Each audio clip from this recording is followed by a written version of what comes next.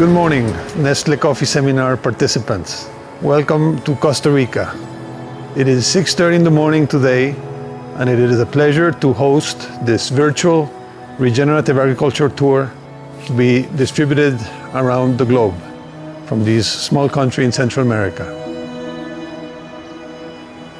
Today, alongside some SMS colleagues and other collaborators from academia, I plan on giving you a quick overview of three key aspects of regenerative agriculture development as we are all looking forward to.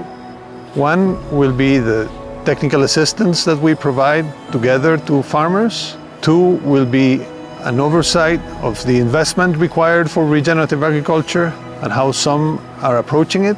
Three, how we collaborate with academia to develop new science-based targets and innovation of how we have an impact on communities and on biodiversity.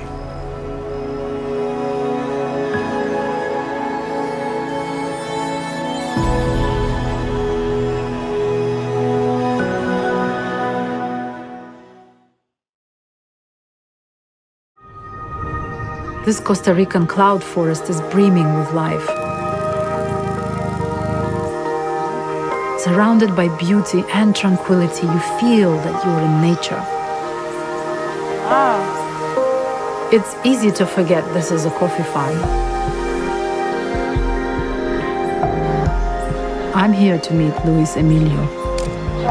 Beautiful. He's worked this land for 30 years and is devoted to sustainable coffee farming.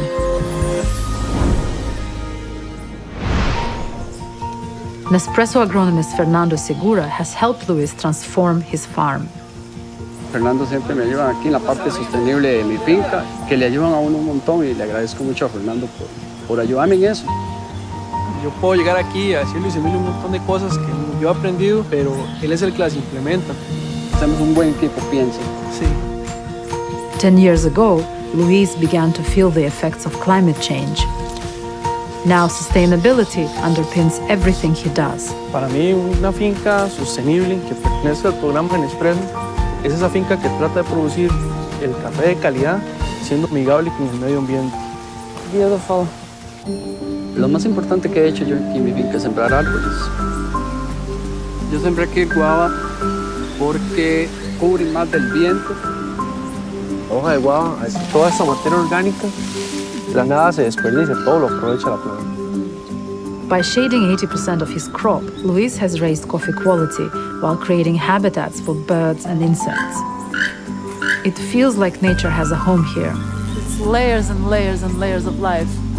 Bees are great pollinators, and a healthy ecosystem brings Luis other benefits. What do they do, these birds? Ella controla las plagas en mi café. So all these birds are working for you? Sí, ellos son mis amigos. Luis's coffee plants are laden with ripe red cherries. Obviously, he's doing something right. To secure the farm for future generations, Luis and Fernando work on social and financial sustainability, like strong business planning and paying decent wages. Luis's coffee farm is twice as productive as the national average. Es un líder de la zona y los productores acuden a él. How's the coffee? Viene muy madurito, viene muy bonito hoy. Luis is passionate about sustainability and really values Fernando's help. Pienso que él, si me sigue ayudando, va a seguir superando, levantando mi finca para tenerla más bonita. For me, Luis shows it's possible to improve both the environment and coffee quality.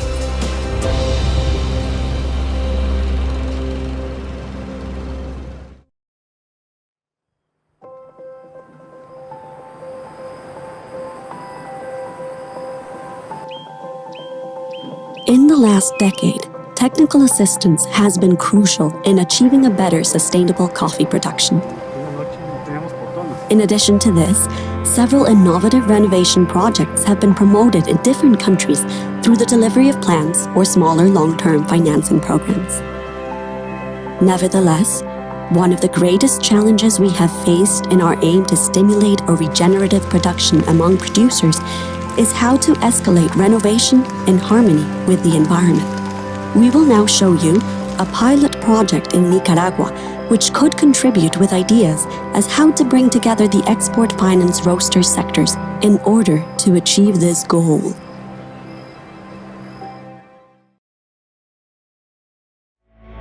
Agroforestry offers solutions to stabilize coffee production during periods of drought, increase coffee quality and productivity, and raise the living standard of small coffee producers. It can foster a sustainable, resilient, and inclusive development. To achieve this goal, the Moringa Impact Investment Fund has partnered with Clément Pousson, Director of Nica France, a pioneer and leading coffee agroforestry player of Nicaragua. Together, they launched the Nica France Outgrowers Project, an ambitious development project for the region of Matagalpa. The Nica France Outgrowers Project aims at the creation of a farmers' cluster around La Cumplida, the largest independent coffee farm in Nicaragua. La Cumplida covers over 1,800 hectares. 700 hectares consist of coffee in agroforestry systems, 300 hectares of certified hardwood plantations, and 800 hectares of primary forest in conservation. Selected farm owners are provided with the technical and financial capacity to rehabilitate the coffee production. Nica France Outgrowers provides support on state-of-the-art techniques and proven agroforestry methods. Thanks to Nica France Outgrowers, farmers will have access to better coffee prices and will diversify their risks through the production of fine timber wood, hence reduce their vulnerability to market price volatility. The Nica France Outgrowers project will contribute to the sequestration of more than 500,000 tons of carbon dioxide and up to 6,000 jobs creation. It will also help smallholders to achieve Rainforest Alliance and FSC certification, already obtained for La Cumplida. In order to increase the social and environmental impact of its investment, Moringa will also support the Matrice project, thanks to its agroforestry technical assistance facility. Building on the Nica France's platform, Matrice is involving major development and research institutions. La Cumplida and its surroundings is therefore illustrating the efficiency of this unique public-private partnership, a place where great solutions are built to tackle climate change and protect the environment, as well as support rural communities of the area, a replicable project which could become an example to follow.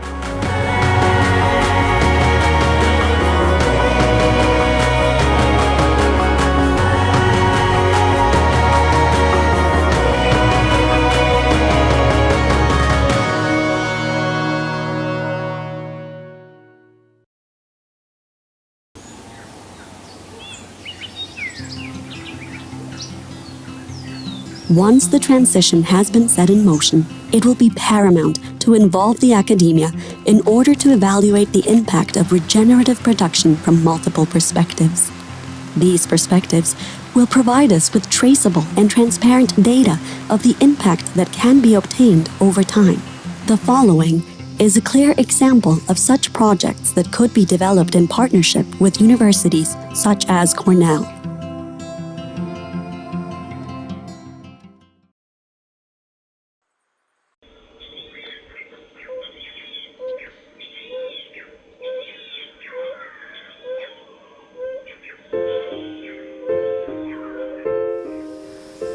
A lot of people think that the only approach to conservation is setting aside land, pristine habitat that has to be set aside for any human use. And we do need places like that. But conservation isn't so limited. My students and I have been studying birds in shade coffee systems in the northern Andes for about 10 years. One of the things that always strikes me the most when I'm working down here is how connected we are. We know the birds, of course, are connected. They're breeding up in North America, they're wintering down here. But I'm also struck by the connectivity of the people. The choices that we're making about the coffee we buy are directly affecting the livelihoods of people here in the Andes. Many of the places where we work are what we would call working landscapes. And they're also areas where we have really high biodiversity. That confluence of landscapes where people need to make a living, they're relying on their land for their livelihoods, makes it really important that we find ways to both meet the needs of the communities and conserve. Shade coffee is one system where what we want to see happen for conservation can be beneficial to the growers from an economic standpoint.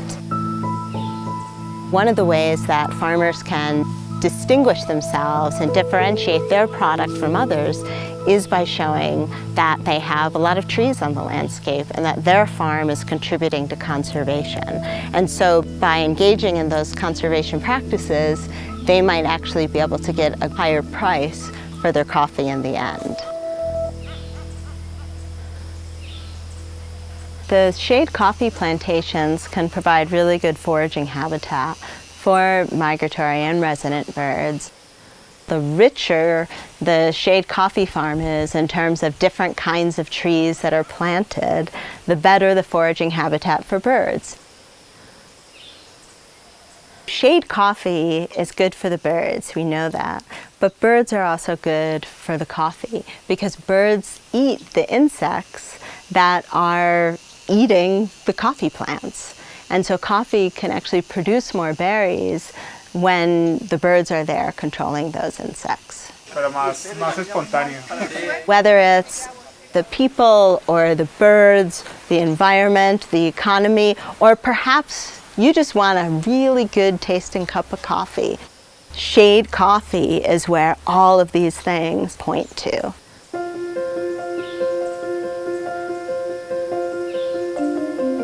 Sustainability is a word that we use a lot these days. It can mean a lot of different things. In the case of shade coffee, we can think about it as touching sustainability from multiple directions. Shade coffee is more sustainable for biodiversity because of the habitat it's providing. It's more sustainable for the broader environment because it's helping to prevent landslides, it's protecting water quality, and it's also sustainable if we think about communities because it's helping them to hopefully get better prices for the coffee they produce. In order to understand what the outcomes of different coffee management decisions are, we're working with partners and organizations from people who are good at knowing the quality of the beans to economists, biologists, educators, social scientists. So there's a really wide group that are participating in this project. You can, by careful management, have land that's being used in a profitable way, in a way that's legitimately supporting the needs of people and also contributing to conservation.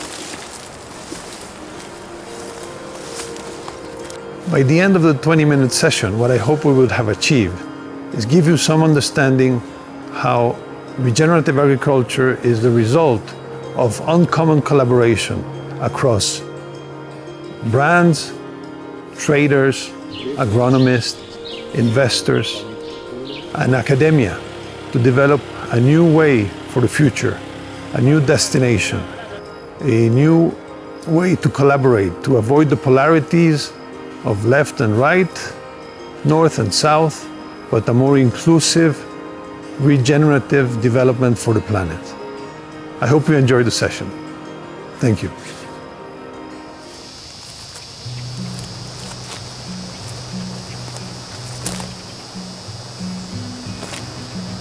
As we walk along this path towards regenerative agriculture, many questions still will remain unanswered. Many questions, technical, financial, biological, are to be answered over the next decade even. But feel free to send any urgent questions you may have to what you've seen, and we will most diligently try to answer them.